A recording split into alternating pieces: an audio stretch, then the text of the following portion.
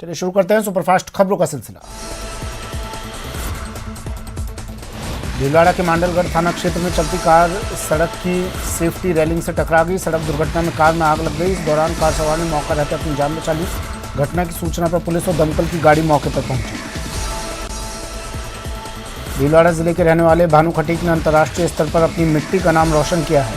Iran के Tehran शहर में आयोजित 14वें एशियाई पुरुष अंडर 18 में भानु खटीक ने भारतीय टीम की तरफ से वॉलीबॉल चैंपियनशिप में 3-2 सेट जीतकर कांस्य पदक अपने नाम किया। उदयपुर, कोटा और भरतपुर संभाग में आई बाढ़ को लेकर सियासत शुरू हो गई है। नेता प्रतिपक्ष गुलाब चंद कटारिया ने आरोप लगाया कि नेताओं के दौरों से काम नहीं चलेगा, सरकार को प्रभावितों को राहत देनी होगी।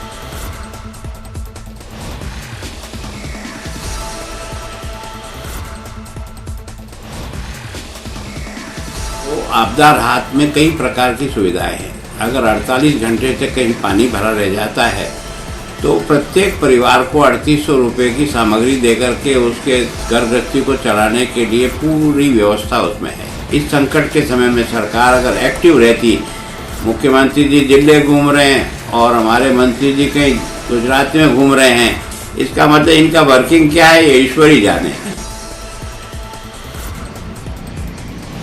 चाकसू के शिवदासपुरा थाना क्षेत्र के पदमपुरा के पास बीती रात नकाबपोश बदमाशों ने हवा में फायरिंग कर बाइक सवार व्यापारी से जेवरात से भरा बैग लूट लिया। बैग में 14 किलो चांदी और 140 ग्राम सोना रखा हुआ था। सूचना के बाद पुलिस मौके पर पहुंची। पुलिस ने बदमाशों को पकड़ने के लिए नाकाबंदी भी करवाई, लेकिन उनका कोई सुराग नहीं लग पाया। जोधपुर के जयनारायण व्यास विश्वविद्यालय में छात्र संघ चुनाव को लेकर प्रचार के दौरान एनएसयूआई के कार्यकर्ताओं को नॉन वोटर होने के बावजूद प्रचार करने का विरोध झेलना पड़ा है। इधर एसएफआई के प्रत्याशी ने भी एनएसयूआई पर महिलाओं के साथ अभद्रता करने का आरोप लगाया, जिसका एक वीडियो सोशल मीडिया पर भी वायरल हो रहा है।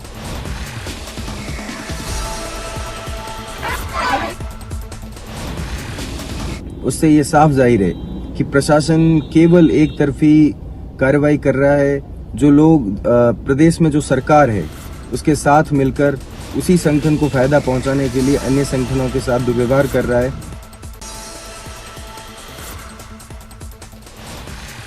उदयपुर से आई ये तस्वीरें देखिए। सुखेर थाना इलाके में कार से कटवाने की मामूली बात पर जोरदार हंगामा हो गया। दरअसल इस घटना के बाद 1 दर्जन से ज़्यादा लोग उस युवक के अपार्टमेंट में पहुंचकर उसके साथ मारपीट की। गिरीश रावल नाम का युवक अपनी कार से जा रहा था। इस दौरान किसी दूसरे कार को ओवरटेक करने के चक्कर में कट मारा और फिर युवक से मारपीट की।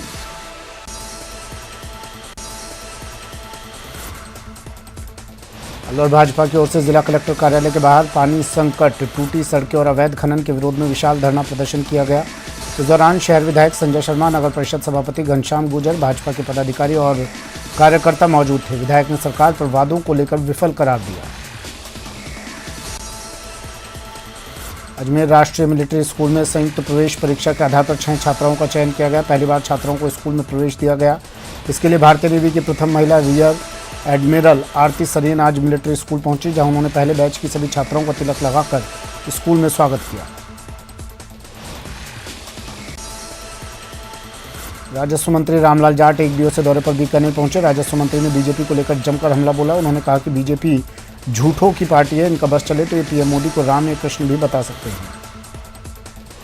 भारत जोड़ो ऐसे ही नहीं, भारत जोड़ने का अर्थ राहुल जी का बहुत बड़ा है कि हर धर्म, हर बच्चा, हर जाति, छोटा बड़ा, सबको एक साथ लेके चलने का ही कांग्रेस का विचार आज से नहीं शुरू से ही है। 3 रंग यही है, यही भारत जोड़ो यात्रा है, इसी के संबंध में वो कर रहे हैं। दूसरा, भारतीय जनता पार्टी देश को तोड़ने का काम कर रही है। अगर इनके कहने पर देश चला तो 7-8 राज्य से ज्यादा बड़ा हिंदुस्तान नहीं रहेगा।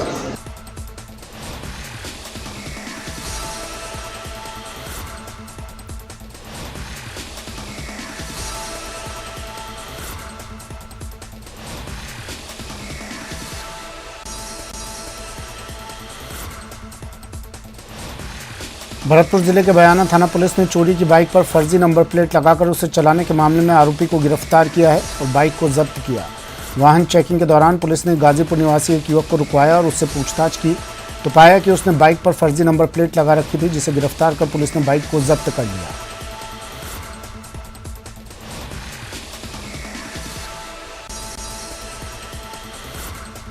रीजनल कबड्डी का सीकर में फाइनल जीत कर गोल्ड हासिल करते हुए नेशनल पहुंची केंद्रीय विद्यालय की अंडर 14 टीम के बूंदी पहुंचने पर शहर के लोगों द्वारा बड़े जोर शोर से स्वागत सत्कार किया गया। इस दौरान केंद्रीय विद्यालय के शिक्षकों ने अंडर 14 टीम ने मजबूत सेल्फ डिफेंस से गोल्ड जीतने की बात कहते हुए प्रतियोगिता में परचम फहराने वाली बेटियों को बधाई दी। खबर 12 से, जहां भारी बारिश से आफत बनी हुई है। हाल यह है कि सीसवाली कस्बे में काली सिंध नदी में आए उफान से कई जगह लोग फंसे हुए हैं। गुलाबपुरा में नदी किनारे अपने खेत पर बने मंदिर के पास एक परिवार के 3 लोग फंस गए। पानी अधिक बढ़ने पर मंदिर के ऊपर बने शिखर पर जा बैठे, प्रशासन से रेस्क्यू की गुहार लगाई।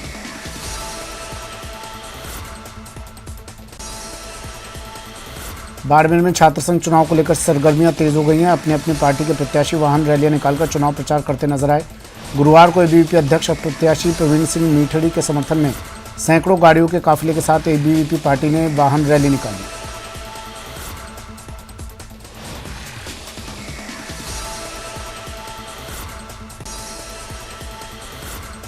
चित्तौड़गढ़ में शुक्रवार को होने वाले छात्र संघ चुनाव के लिए महाराणा प्रताप स्नातकोत्तर महाविद्यालय और राजकीय कन्या महाविद्यालय में मतदान के लिए सभी तैयारियां पूर्ण कर ली गई हैं। पीजी महाविद्यालय प्रशासन की ओर से महाविद्यालय परिसर में मोबाइल उपयोग करने पर पाबंदी लगाने की तैयारी कर ली है। चुनाव प्रचार का आज अंतिम दिन है।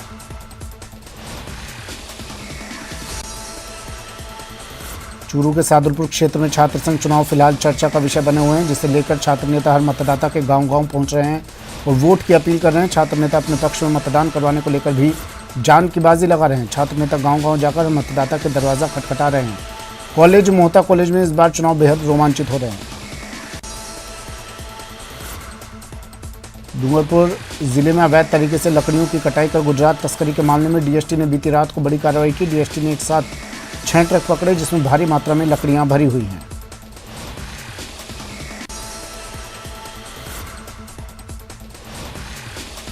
छात्र संघ चुनाव के लिए कल पोल डे है। ऐसे में चुनाव को शांतिपूर्ण संपन्न करवाने के लिए दौसा प्रशासन पूरी तरह से अलर्ट पर है। साल 2013 में हुई हिंसा से सबक लेते हुए इस बार भी दौसा में सुरक्षा के पुख्ता इंतजाम किए गए हैं। 26 तारीख को जो चुनाव है उसके मद्देनज़र जब से अधिसूचना जारी हुई है तभी से हमारी पुलिस प्रोएक्टिव होके और बच्चों को, जो स्टूडेंट्स हैं, उनको इन कानून का पालन करने के लिए आगाह कर रहे हैं। इसके अलावा लगभग हमने 600 आदमियों का पुलिस, स्थानीय पुलिस और 2 कंपनी आरएसी की हमें और मिली हैं। सोमनाथ चौराहे से गांधी तिराहे तक बैरिकेटिंग गलियों में रहेगी। लगभग 30 जगह पे बैरिकेटिंग रहेगी। इसके अलावा हमने 15 जगह पे फिक्स पिकेट्स लगाए हैं। मध्य प्रदेश और हाड़ौती क्षेत्र में गिरी आसमानी आफत ने धौलपुर जिले को पानी कर दिया है। गुरुवार सुबह चंबल नदी का जलस्तर खतरे के निशान 129.79 मीटर से ऊपर 145.60 मीटर पहुंचते ही 26 साल का रिकॉर्ड टूट गया। चंबल नदी का जलस्तर खतरे के निशान से 15 मीटर ऊपर पहुंच गया। जिले के 100 किलोमीटर क्षेत्र में फैली चंबल नदी के किनारे बसे 120 गांव बाढ़ की चपेट में आ चुके हैं। भ्रष्टाचार निरोधक ब्यूरो जयपुर की टीम ने हनुमानगढ़ जंक्शन में बड़ी कार्रवाई करते हुए रोडवेज कंडक्टर को 40,000 रुपये की रिश्वत लेते रंगे हाथों गिरफ्तार किया। एसीबी जयपुर के डीएसपी पीएल यादव ने बताया कि राजस्थान रोडवेज हनुमानगढ़ में कार्यरत एक कंडक्टर ने एसीबी जयपुर को शिकायत की। झुंझुनू जिले में लंपी बीमारी का संक्रमण अब तेजी से बढ़ने लगा है। लंपी बीमारी का असर अब गांव में भी दिखने लगा है। पशुपालन विभाग द्वारा अब तक करवाए गए सर्वे में जिले में 8,239 पशुओं में लंपी बीमारी के लक्षण मिले हैं। इनमें से 2,696 पशु रिकवर हो चुके हैं। वहीं 329 पशुओं की मौत हुई है। लंपी वायरस से निपटने के लिए पशुपालन विभाग की ओर से टीमों का गठन किया गया है। पूर्व मुख्यमंत्री वसुंधरा राजे झालावाड़ जिले के दौरे के दूसरे दिन बाढ़ प्रभावित क्षेत्रों का हवाई सर्वेक्षण किया। सांसद दुष्यंत सिंह भी उनके साथ मौजूद रहे। पूर्व सीएम वसुंधरा राजे झालावाड़ के डाक बंगले से शहर के पुलिस लाइन हेलीपैड पहुंची, जहां से वे जिले के बाढ़ प्रभावित क्षेत्रों के हवाई सर्वे के लिए निकली। 29 अगस्त से शुरू होने जा रहे रुणेचा धाम मेले को देखते हुए श्रीगंगानगर से जैसलमेर के लिए रुणेचा धाम मेला स्पेशल ट्रेन आज से शुरू की जा रही है। रात 10:45 पर श्रीगंगानगर से ट्रेन आज रवाना होगी। मंगलवार को छोड़कर सप्ताह के सभी 6 दिन रुणेचा धाम मेला स्पेशल ट्रेन का संचालन किया जाएगा। कार्य किया गया है, मगर इसमें थोड़ी सा सुधार की गुंजाइश और थी। जोर से बोलो। इसके अंतर्गत स्लीपर कोच को बढ़ाया जाना अति आवश्यक है, क्योंकि सफ़र नाइट का होने की वजह से काफ़ी लंबा सफ़र है, ताकि बच्चे बुजुर्ग महिला सारी रात को बैठ के जा पाना असंभव सा है। रेस्पॉन्स अच्छा है, शेड्यूल रहेगा 22:45 पे चलेगी और ये अगले दिन लौट के आएगी 27 को।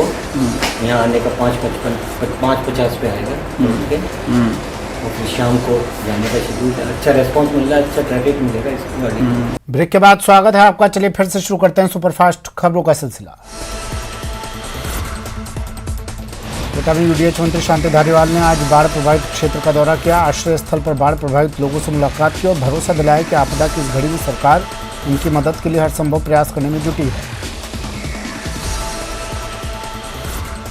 2019 में बाढ़ आई थी, उसके कंपैरिजन में जो है इस बार नुकसान कम हुआ है।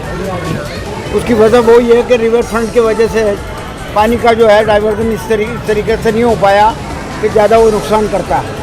और कई बस्तियां जो रिवर फ्रंट के ऊपर वाली के पीछे वाली बस्तियां हैं वो तो सब बच गई। ये 4-5 बस्तियां हैं जिनमें पानी से जो है कुछ नुकसान हुआ है।